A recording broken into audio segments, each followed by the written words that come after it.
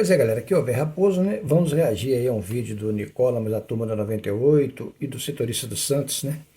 Falando sobre a possibilidade do Santos contratar o zagueiro Valentim, como se o Matos estivesse passando a perna no Cruzeiro. Eu não vejo por aí, mas a gente vai comentar sobre isso. E sobre janela, né? Sobre janela de futebol. Mas antes, peço que deixe like, comente e compartilhe.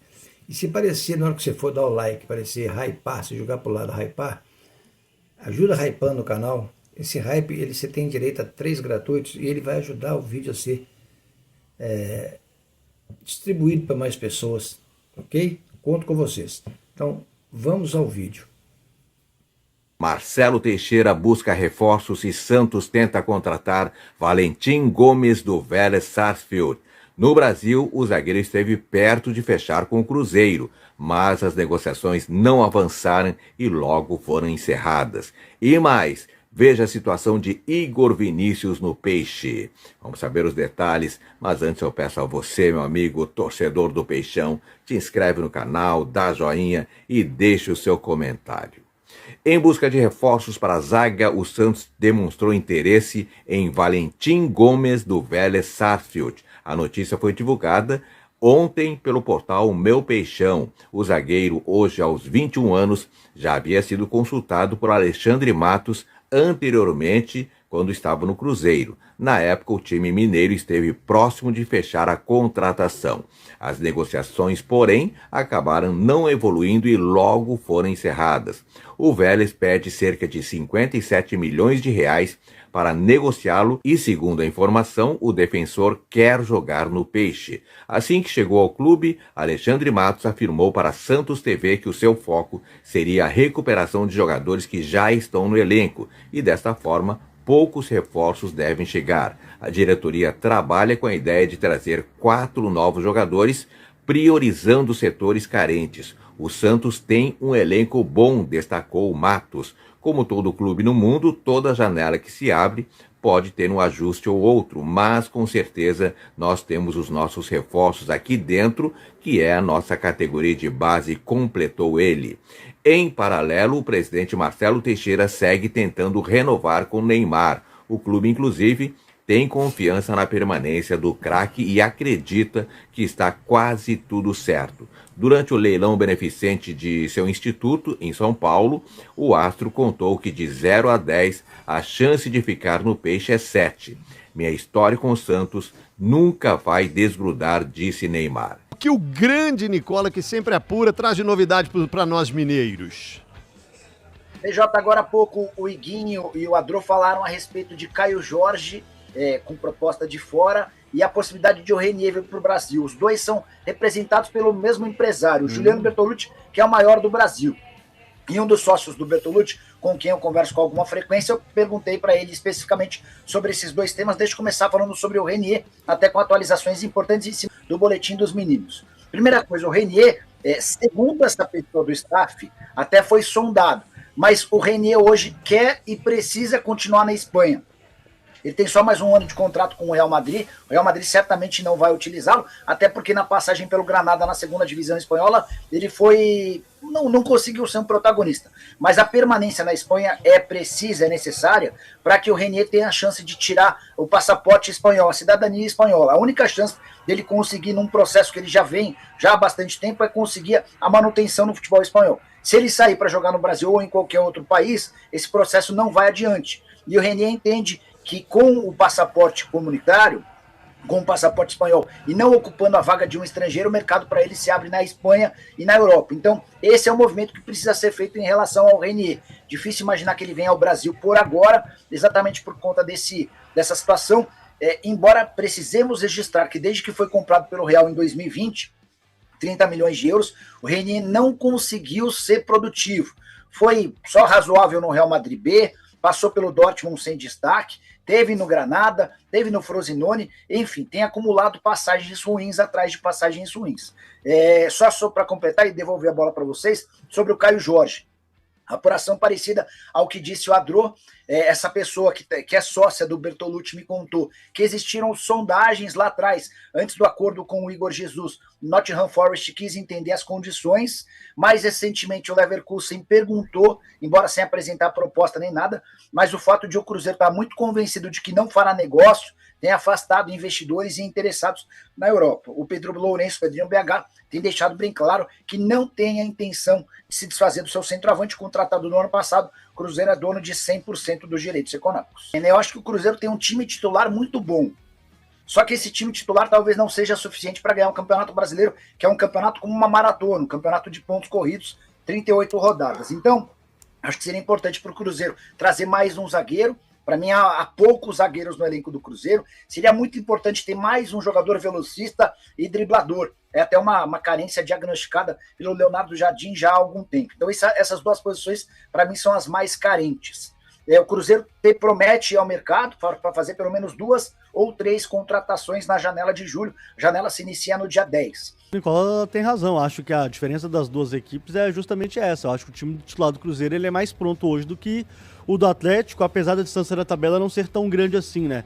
Ô Nicola, a gente tá falando aqui muito do Caio Jorge, é o que o torcedor do Cruzeiro hoje quer ouvir, porque certamente tem medo do futebol europeu chegar firme para buscar o melhor jogador do elenco do Cruzeiro, o mais bem avaliado mercadologicamente da equipe. O que me chama a atenção é que, segundo a apuração do próprio GE, do Globoesporte.com, houve uma pedida, entre aspas, e o Cruzeiro falou, a partir de 25 milhões de euros eu passo a negociar. Você tem um valor de mercado hoje do Caio Jorge, meu caro compadre Nicola?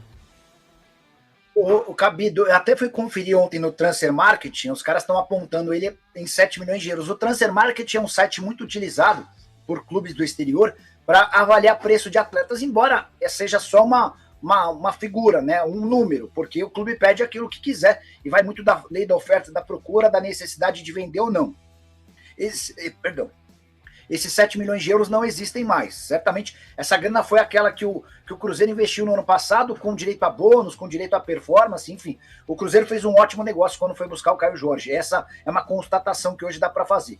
Ontem, na conversa que eu tive com um dos sócios do Bertolucci, eu perguntei, mas o Cruzeiro pede quanto? A frase é a seguinte, o Cruzeiro não estabeleceu valor, eles nem cogitam vendê-lo agora, tá? Então o GE, respeitando a apuração de todos, o GE fala em 25 milhões de euros, o feedback que o Bertolucci teve quando conversou com o Pedro Lourenço sobre o Caio Jorge é de que não há valor.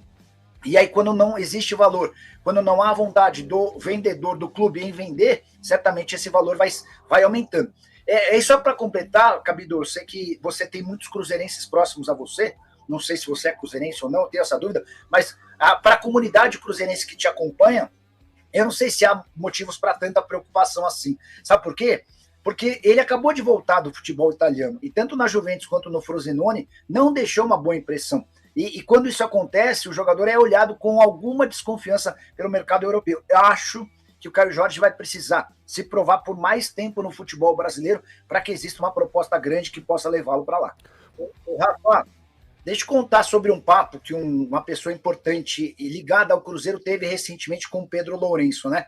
E eu tenho muita amizade com essa pessoa, e ela me confidenciou, só pediu para que eu não identificasse. Mas ela estava conversando com o Pedro Lourenço sobre investimento, gastos, prejuízos e tal, e o Pedro já confidenciou aos familiares dele que enquanto ele for vivo, ele vai continuar gastando dinheiro, cerca de 200 milhões de reais por ano no Cruzeiro. Ainda que esse dinheiro não volte, ele não está preocupado em ficar rico a partir do Cruzeiro, até porque já tem uma fortuna estimada em mais de 8 bilhões de reais.